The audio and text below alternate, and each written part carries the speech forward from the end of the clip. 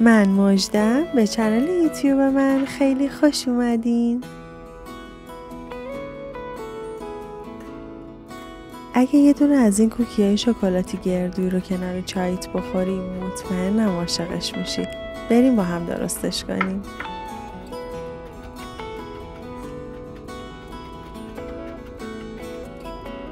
برای شروع کره رو روی حرارت آب کنید و بذارید تا خنک بشه.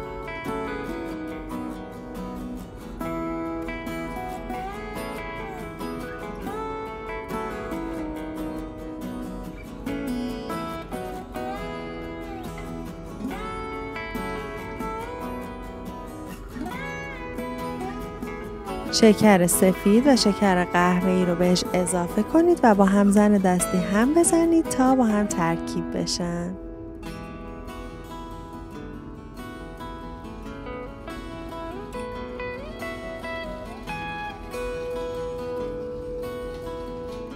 حالا یه دونه تخم مرغ کامل و یه دونه زرده تخم مرغ به همراه وانیل رو اضافه کنید و دوباره هم بزنید.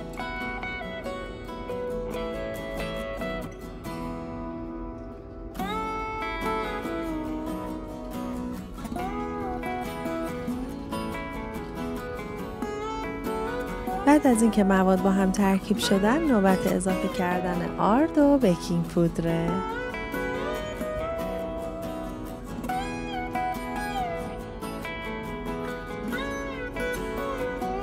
وقتی آرد و بیکینگ پودرتون رو اضافه کردین هم بزنید تا حالت خمیری پیدا کنه.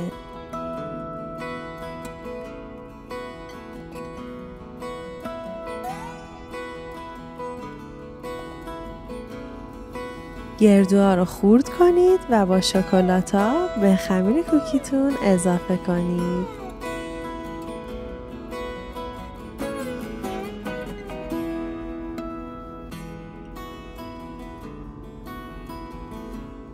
توی این مرحله اصلا لازم نیست مواد زیاد هم بزنید، فقط در حدی که با همدیگه ترکیب بشن.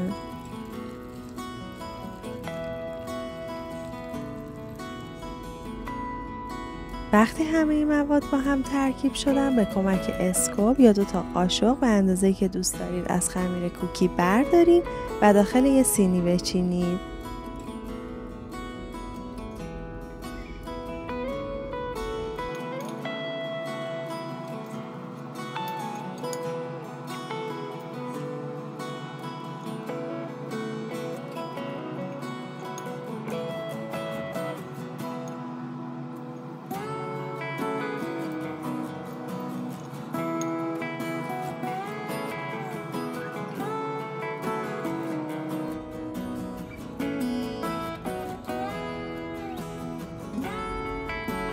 کوکی ها رو بذارید داخل یخچال تا 1 ساعت استراحت کنن. البته تا 48 ساعت میتونید توی یخچال نگهشون دارین و بعد بذارید توی فر.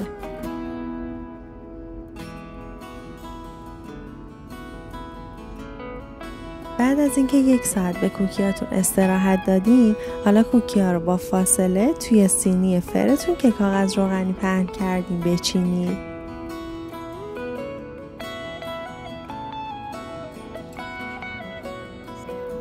و بذارید داخل فر از قبل گرم شده با دمای 170 درجه به مدت 10 تا 12 دقیقه.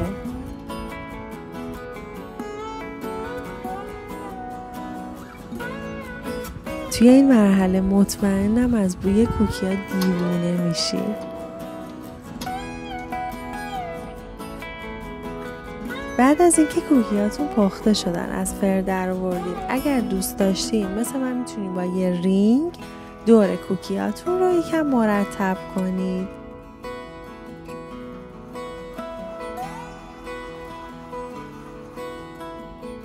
بعد اجازه بدین کوکیاتون کاملا سرد بشن و بعد بچینیدشون تو ظرف سرفتون.